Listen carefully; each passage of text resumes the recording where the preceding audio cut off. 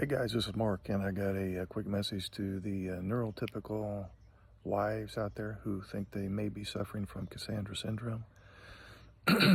If you truly do have Cassandra syndrome, then the reason you have that is because you have been operating in the sympathetic nervous system mode more often than the parasympathetic nervous system mode.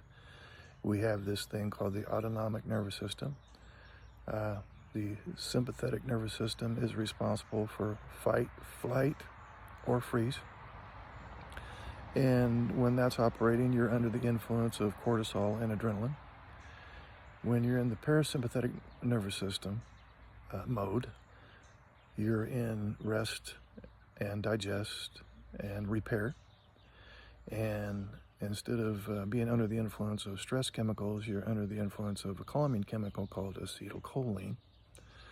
So if you have Cassandra syndrome, and if you feel like you're having some mental health issues and now some physical health issues, it's because most of the waking day, you are in some level of fight, flight, or freeze.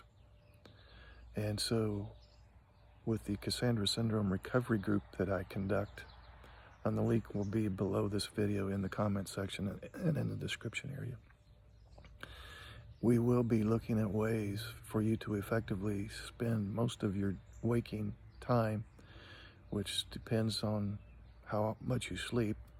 If you have Cassandra syndrome, you're probably not sleeping very well, so you may be awake 16, 17, 18 hours a day. We want you to be operating mostly in the parasympathetic nervous system mode during those waking hours, and also to improve your sleep. So I will be engaging in some cognitive behavioral therapeutic techniques, cognitive restructuring, and self-care strategies such that you can be mostly under the influence of acetylcholine rather than cortisol and adrenaline, which now that frees up a bunch of energy for your body to rest, digest, and repair.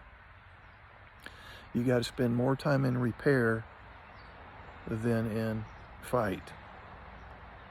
And that's not going to get accomplished if you're always under the influence of the sympathetic nervous system. Hope that makes sense. Links below. Join the Cassandra Syndrome Recovery Group.